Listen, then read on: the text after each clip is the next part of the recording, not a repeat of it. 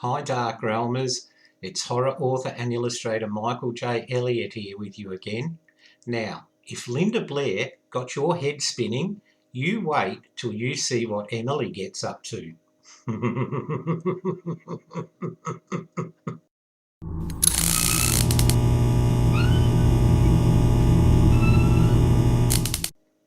Okay, Darkrealmers, well, The Secrets of Emily Blair is a 2016 movie, okay, and it stars Ellen Hallman, Jonathan LaPaglia, Francia Razier, okay, and it also stars Colm Meaney.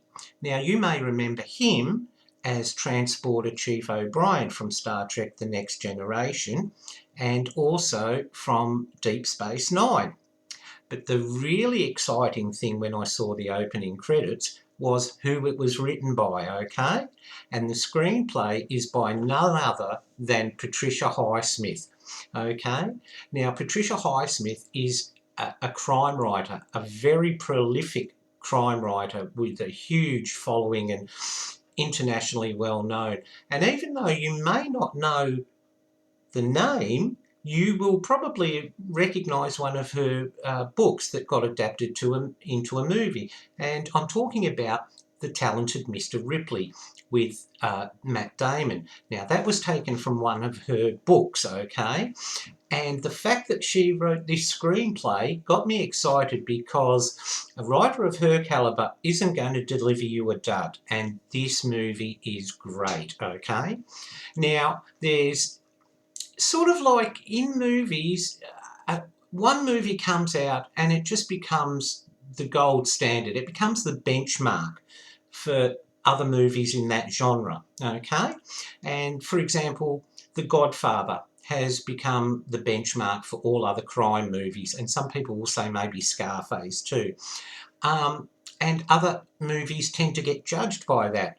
Well, with horror or possession movies, The Exorcist is the standout movie, even though it was made 30 odd years ago now, and all other movies about demonic possession and the supernatural tend to get judged by its standards. Now, I'm not saying that The Secrets of Emily Blair is up there with it, but it's a really worthy contender, Darkrealmers, okay?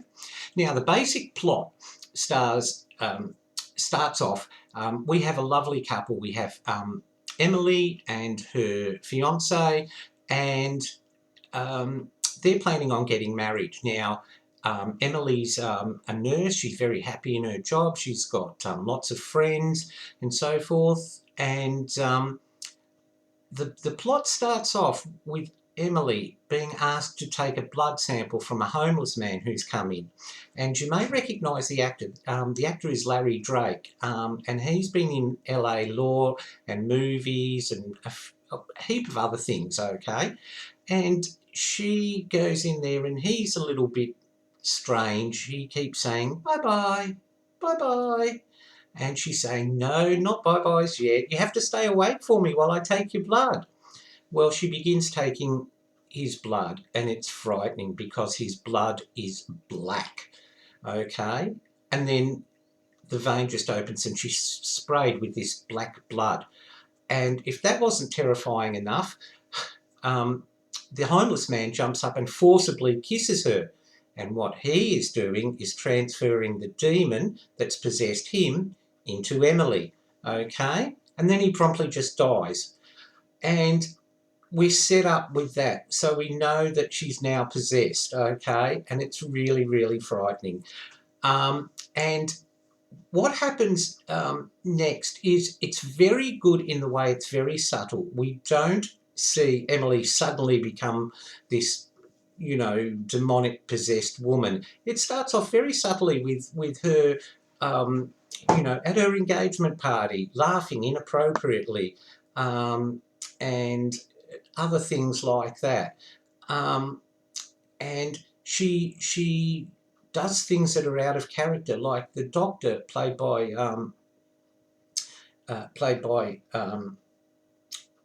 Jonathan LaPaglia. She tries to seduce him at her own engagement party, okay? Now, her doctor, says, "This isn't you. You're acting really strange." And she goes, "No, this is the best I've felt in ages." Okay. Anyway, the movie progresses, Darkrealmers, and it gets more and more chilling because we see how this demon is slowly taking her over. Now, because her boyfriend or partner is a Catholic, they have to go through a marriage course so that they can get married in a Catholic church. And she, of course, isn't feeling really comfortable in front of a priest. And she opens her legs and, "What are you effing looking at? You're raping me with your eyes." And, "Emily, what's gotten into you?" "Oh, I'm sorry. I don't know why I said that." Now, in between these scenes, we see a really great. It's almost like a visual representation of the battle for Sarah's soul. Now, we see Sarah in this black and white sort of strobing woodland, okay, and she's lost and confused, and then this demon comes up and starts punching her and hitting her. And what the director is showing us is the literal physical battle, or spiritual battle, for Emily's soul. And honestly, Darkrealmers, these scenes happen right throughout the movie, and you hate this demon. You literally hate it, and you keep cheering Emily on. "Come on, Emily, hit him, fight back," and you find yourself really, really involved with this battle. And of course, the demon is much more powerful than Emily. Now, the first thing that happens is that she visits her best friend, but she's in demon mode, and it's really chilling, okay? Because her friend turns around and suddenly Emily's there. "How did you get in?" "Oh, the door was open." "No, I locked it." "Oh, okay, yeah." And she starts acting really weirdly sexually towards her best friend, and her best friend obviously understands something's wrong, and she races into the bedroom. "Oh, I've got to call for help." Well, the scary part is this demon it does something, and it actually drains the battery on this girl's cell phone. The next thing we know, there's a phone call. "Help me, so, I don't know what's wrong." And Emily's boyfriend wakes up and rushes there and finds Emily in bed. She doesn't know what's gone on. And then he walks in and he sees in the bathroom her best friend with her wrists slashed, okay? And it's incredible. It's really, really, just frightening. Okay, now, it's only after, Emily continues this strange behaviour, and, changes beyond what's normal, okay, that her boyfriend sees Cole Meany's character, the priest, who's known him since he was a young boy. And it's a really nice twist that, in some of those movies, Darkrealmers, where, a character undergoes some change and the priest says, "We must perform an exorcism straight away," and it's almost like this superhero leaping into action. That doesn't happen in this movie because it's a really nice twist that her partner, Emily's partner, is talking about an exorcism, and the priest is saying, "No, no, no, it's probably a mental illness, these things don't happen these days." And we have the partner trying to convince the priest that this is something spiritual that's happening to his girlfriend, okay? And the final straw that makes him convince that maybe she is possessed is they can hear her upstairs and she's saying something, and her boyfriend saying, "What language is that?" And the priest says, "That's Latin." She's repeating something like goodbye or bye-bye over and over. Now, this phrase bye-bye, we actually get to see, or we know that what it means is that the demon is just almost completely taken over its victims. And so the victims, it's making the victims say, goodbye, you won't see me again. And that's really frightening, okay? Now, our priest, Cole Meany, goes to a high school where he talks to a janitor. Well, this janitor happens to be an ex-priest, and it was Cole Meany's character who actually got him excommunicated because he was performing unauthorised exorcisms. And he says to Cole Meany, and it's a very good point he makes about religion and so forth. He says, you sit there in your ivory tower, you don't get your hands dirty, you're not on the coalface dealing with real people. That's why the church has lost touch. You know, it's just full of ritual and you know, triplicate letters and so forth.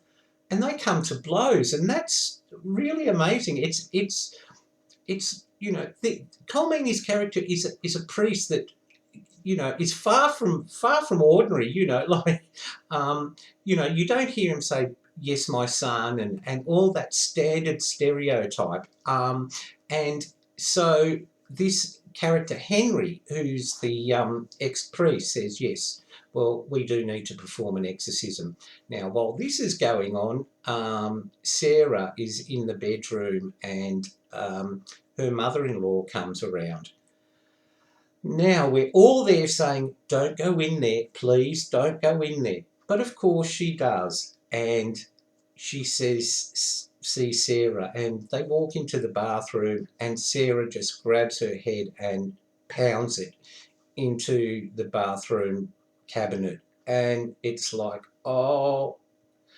Anyway, Darkrealmers, we see scenes of Emily painting bye-bye in blood on the walls, and finally they tie her down and they try and exorcise this demon. And you know, she says, look, your mother came round today, and we've been, as we're told in all these movies, the demon will lie to you, it will break down your resolve, all those sort of things, okay?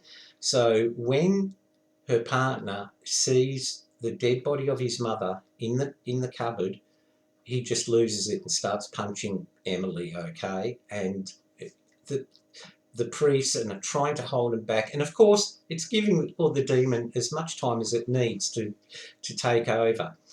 They're some of the highlights, okay? And during this we continually seeing Emily, you know, being tormented by this demon and being bashed and thrown and everything, and our hearts just go out to her. It really does, Darkrealmers.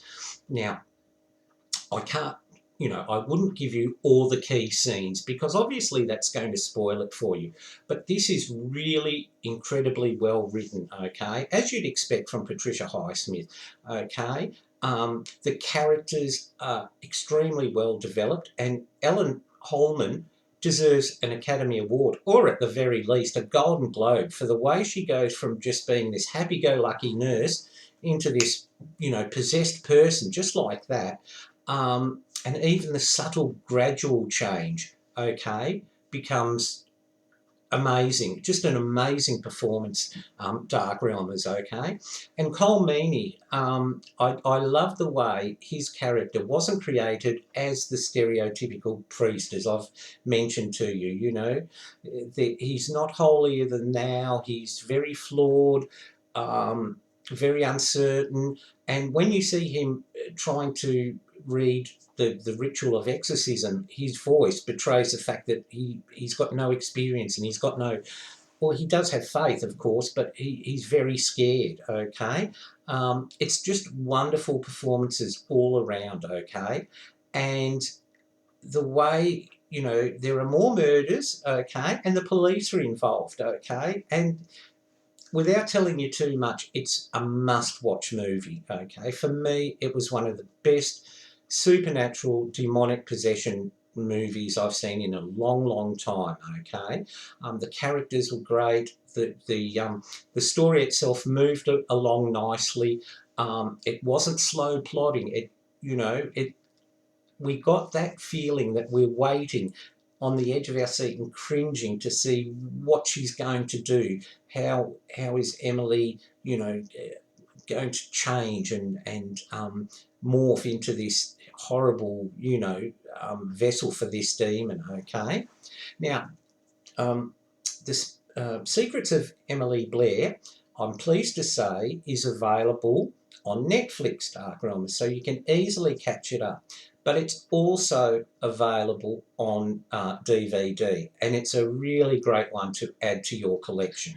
Okay, as I said, it's one of the best supernatural possessed movies you will see, and you will get a taste, if you've never read Patricia Highsmith, you'll get a taste for her writing style, and you know, I give her kudos for the way she's executed this script. It's really, really well done. So there you go, Darkrealmers. Now, if you've seen the movie yourself, leave a comment for us and tell us what you thought of the movie, okay? And if my review has pricked your interest, let me know if you're intending to see the movie, okay? And don't forget, hit the thumbs up button to give us a like, and don't forget to subscribe, because I've got some great movie reviews coming up for you, Darkrealmers. I've got some great new features coming up, including one called The Legends of Horror, and in that series we'll be looking at some of the legends, basically, from the world of horror, from books, the world of writing, such as Edgar Allan Poe, and the movies, such as Boris Karloff and so forth. So you're in for a real treat, okay, Darkrealmers? Well, that's it. That's my review of The Secrets of Emily Blair. Check it out for yourself, Darkrealmers. And after watching it, you may want to take my advice, and as I always say, stay in the light. Bye for now, Darkrealmers.